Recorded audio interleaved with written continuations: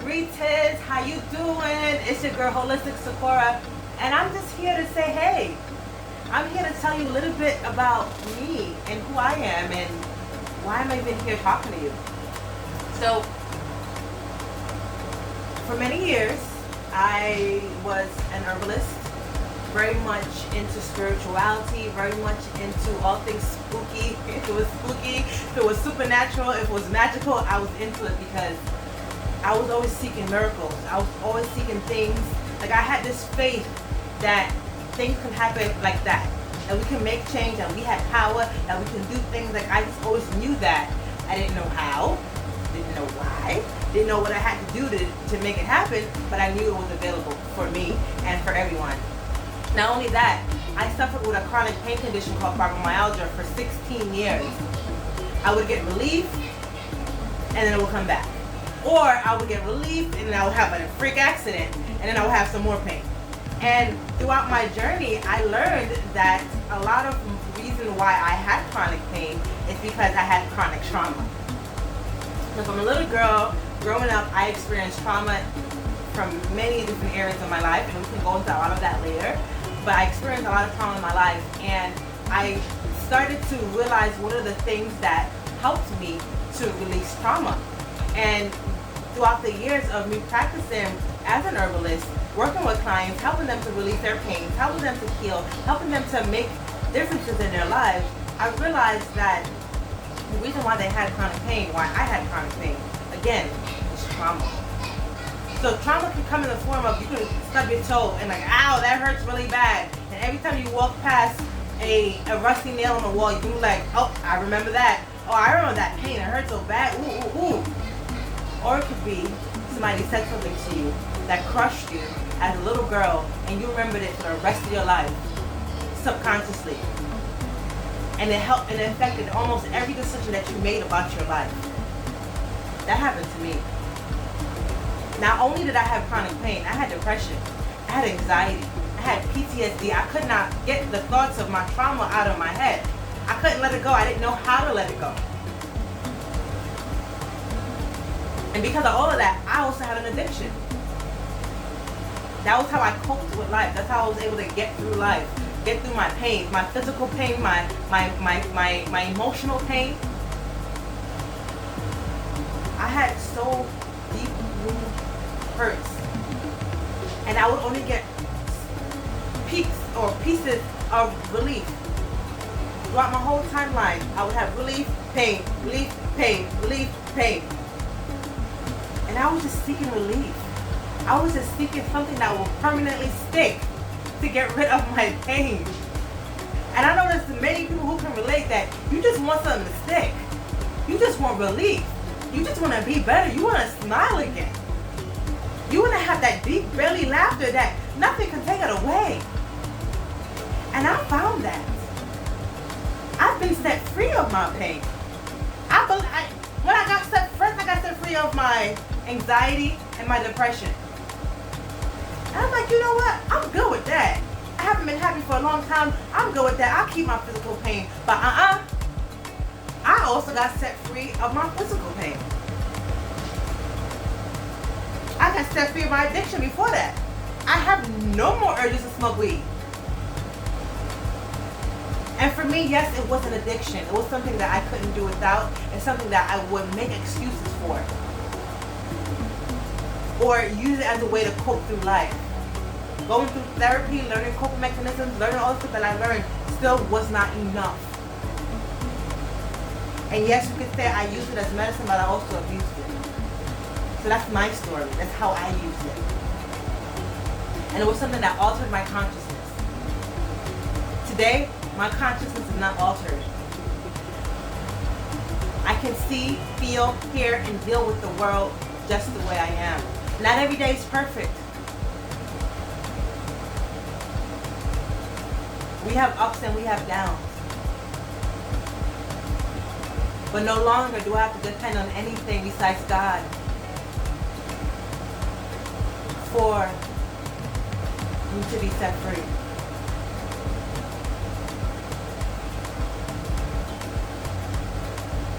For me to be happy. For me to be whole. for me to know who I am. And I'm a daughter of the King. What does that mean? I'm royalty, baby. I am royalty, but what that means is I've been adopted into God's bloodline. I've been blood bought. God laid his life down for me. And he wiped my plates clean. My slate, he wiped it clean. And what does that mean? What does it mean to have your slate be wiped clean? Is it metaphorically? Is it physically? Is it real? Does it actually mean something? Yes.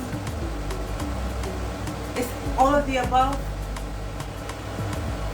My slate that was wiped clean, I no longer suffer from the pains and the feelings of nastiness, of feeling disgusted, to feel rejected, to feel like I'm unloved, to feel like I have no family, that I'm alone, that I can't count on nobody. All of those things, I don't suffer from them anymore. Every so often they try to sneak in and like, oh, maybe you're alone. No, I'm not. I have family. I'm not alone. I know how to go forward. I know what my purpose on this life is. And it doesn't just have to do with herbalism. I've been given this gift freely. I ain't had to pay nobody no money. There wasn't a price for this, like you have to pay for me to have this freedom, to be delivered, to be set free. I didn't pay a price. I gave offerings because I wanted to. And part of that was because of the old system that I left out of, feeling like I had to pay for everything. Anything that you did for me, I felt like I had to pay for it. But this gift of freedom, I didn't pay for it.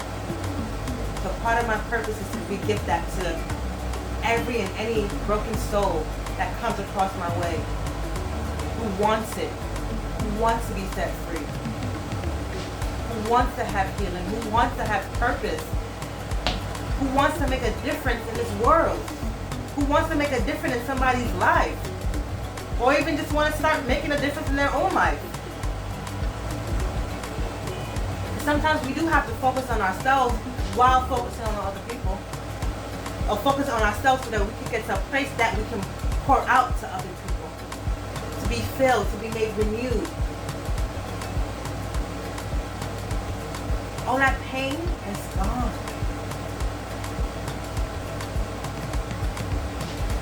God did it for me, and he can do it for you. And many years ago, I didn't want to hear nothing about no Jesus. Even when Jesus came to me himself and said, do you want to follow me? I'm like, That's the answer that I gave God. Yeah. If that was me, and you gave me that answer, I would be like, I'll see you later. But no. God is so gracious that he kept on offering, do you want to follow me? Do you want to follow me? Do you want to accept me as your Lord and Savior? You remember me? We had a relationship a long time ago. You remember me? Hey, Sephora, I'm right up here. Do you remember me? And he didn't even offer me healing. He said, come. I'll take care of you. Because I was at a very low place. And I wanted something more. I didn't want chaos and confusion no more. I didn't want to be in a place of being broken, being around people that don't even like me. I didn't want that for my life no more. I didn't want everything that I didn't know where the solution was going to come from. I'm going to light this candle, I'm going to do this ritual, I'm going to feed these ancestors. I did all that stuff and I'm like, what did it gain me? I had a lot of knowledge, yeah. But really, what did it gain me? Things that I dedicated my life to. And that's not what God's perfect will for my life was. To be in chaos, to be suffering, to be depressed, to have social anxiety. I can't even really be around people because of all these voices in my head. I was scaring everybody business and you're, oh, that's such a gift. No, it's not.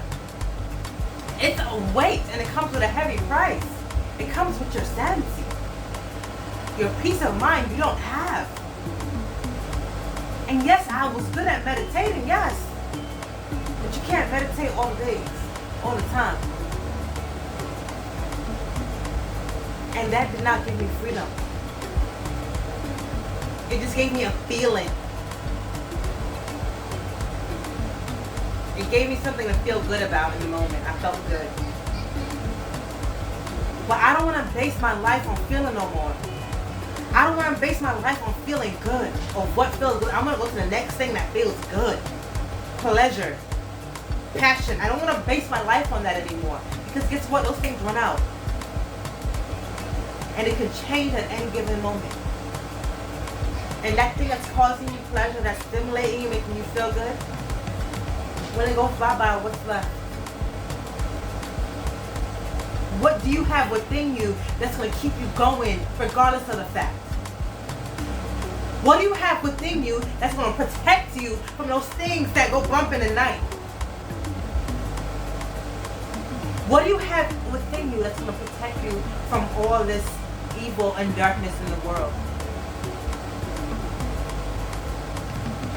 What do you have within you that's going to give you purpose? To give you something to live for.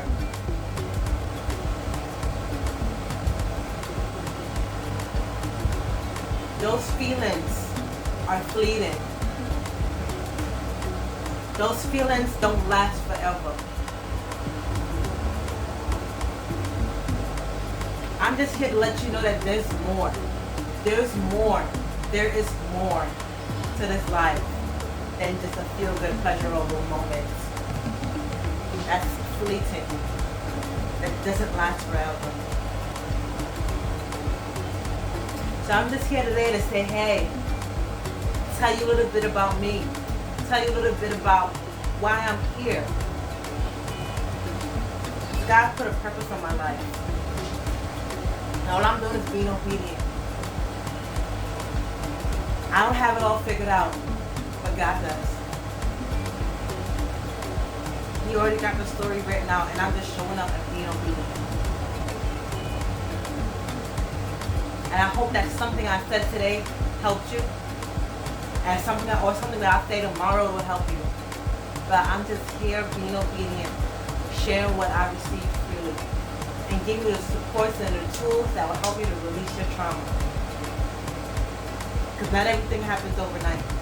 Although it can. You can be delivered and set free like that. Because some of my deliverance, some of me being set free happened like that.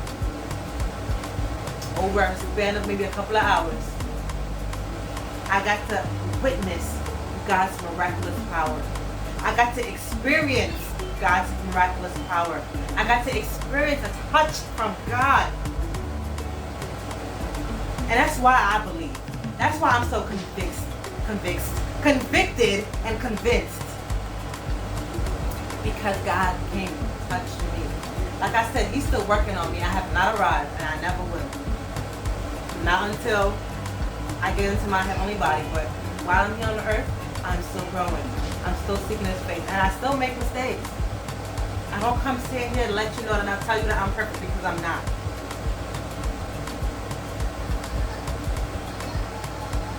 But I do admit that I'm a sinner. And I do admit that my flesh is weak, but my spirit is strong. And I've invited God's Holy Spirit to live inside my body. And He wants to live inside you too. He wants to make you new too.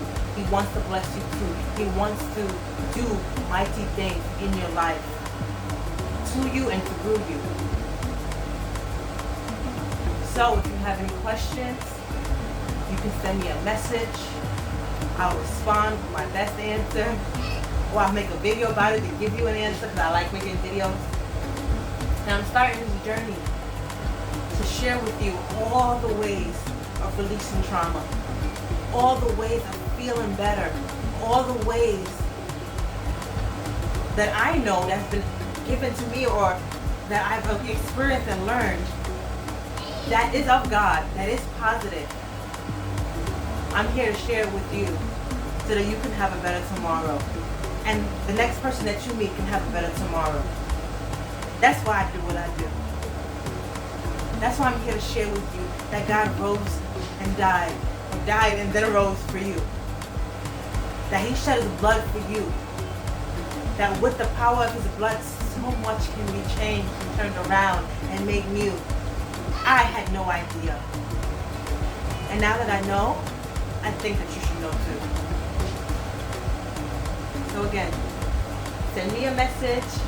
You need to reach me. It's your girl, Hoda Sephora. May peace be with you.